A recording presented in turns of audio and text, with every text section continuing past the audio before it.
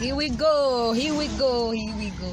Uraboneka? Je sais même pas si turagiye muri Pamoja ceremony. C'est comment? Pamoja award ceremony. Yes.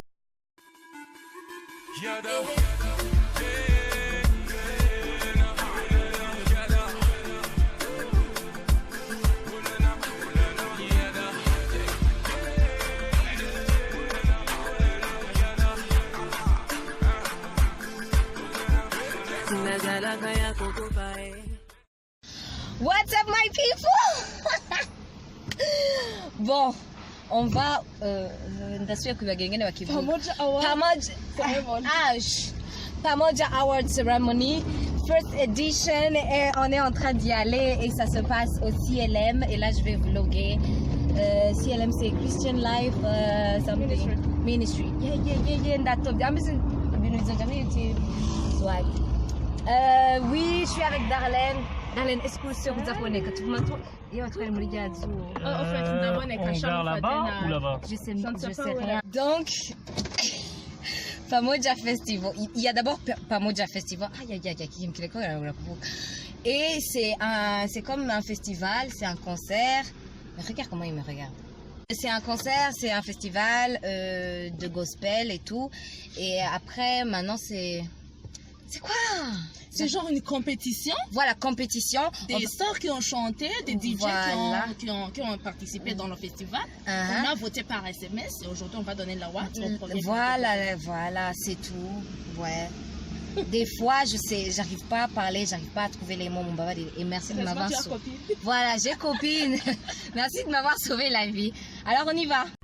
Oh, this way. Tu es si belle, t'es la plus belle. Every day you look new, I love what you see. Love of my life, you are my fantasy. Tu es si belle, signora, vraiment si belle, signora. Tu es si belle, I ring like a bell, and remind you, oh my signora.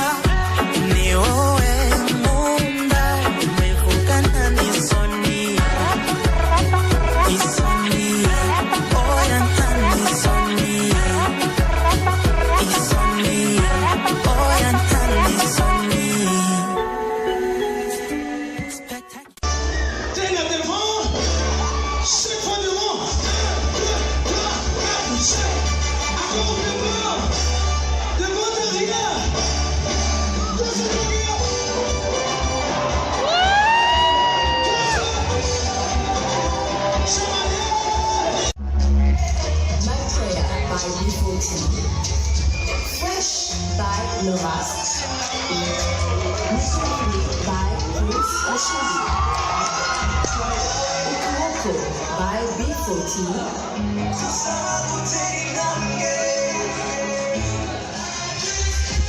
Video. The best video clip of the year is I'ma Take Her.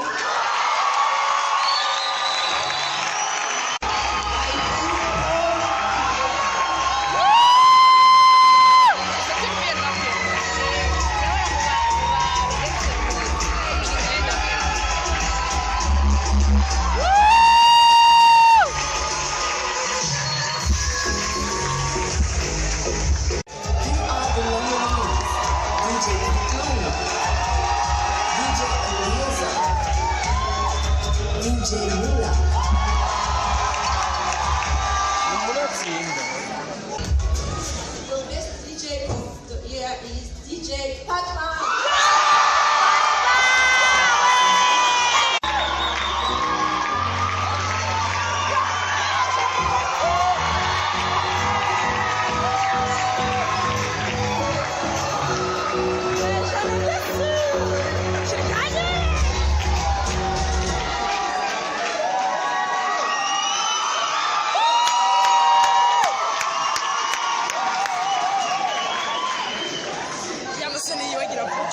Say oh yo. Say oh oh oh. Urakoze cyane. nshimire Imana ko niyo yabikoze reka nshimire abagenzi family reka nshimire n'abanigazi banje One Town DJs Ayo. Thank you so much.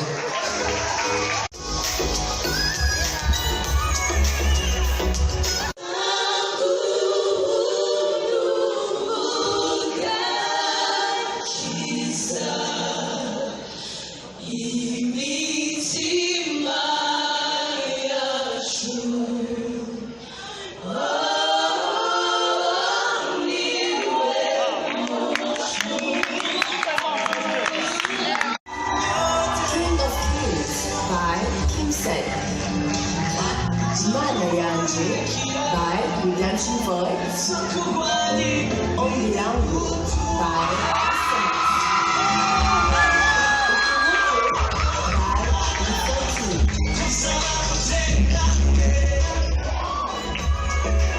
The best worship song of the year, Mutima Wanje by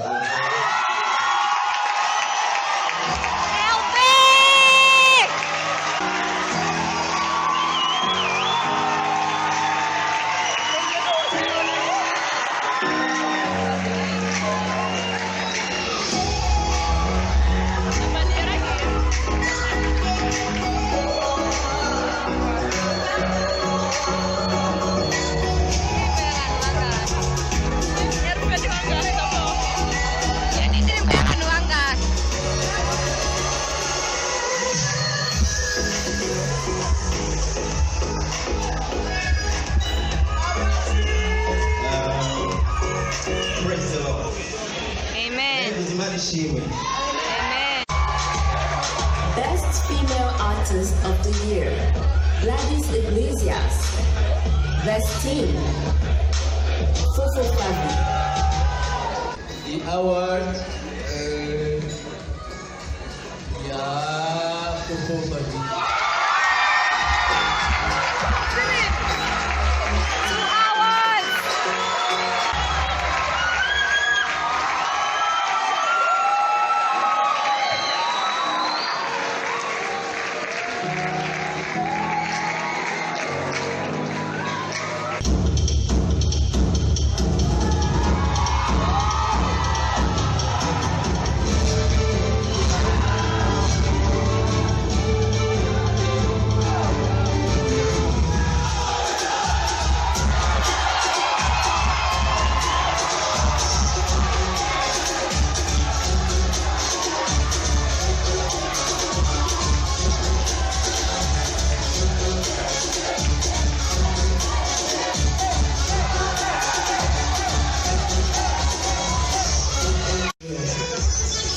The nominees: Big Zoe, Tip, Eve Shaka, Prince Mushindi, Masuzan. Best male artist, Big Zoe.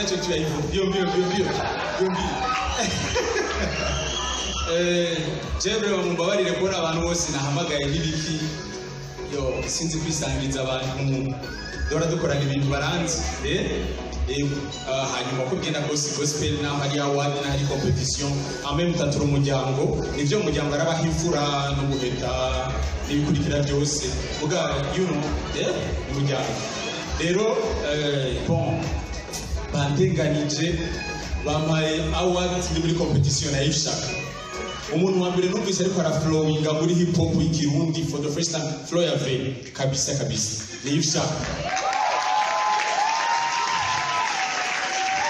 Hari kera cyane nari muto kuri stade nari muto ndi ku munsi imurana nakoze ibintu byinshi byo bamwe 2000 bare kuja kuraba concert nakubuye nakorufata binigera ngora ibataka ndabiruka no munsi kwanza kugira je kuraba hanyuma yariko ambition ya concert y'Imana sinari nkujijwe aporera aririmba arahamagara umuntu ntawe nari nzi acaze yishaka imbere ngo n'umutipe yambaye tisi na nishati nari nzi ko agira nk'ibya aporera yakoragira acaririmba afise flow iteye ubwoba donc comme award nahava batayigabura batagira iki basi dusangira ifoto ye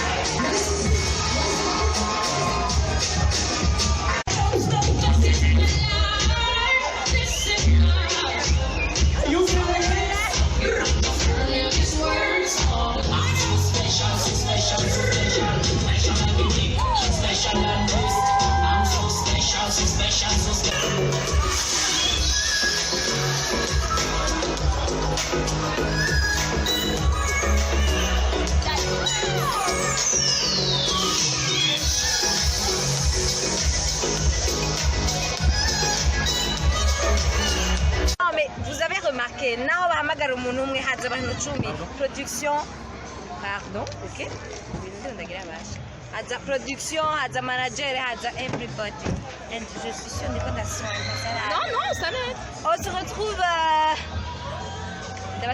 déjà oui on se retrouve dans la prochaine vidéo bye bye.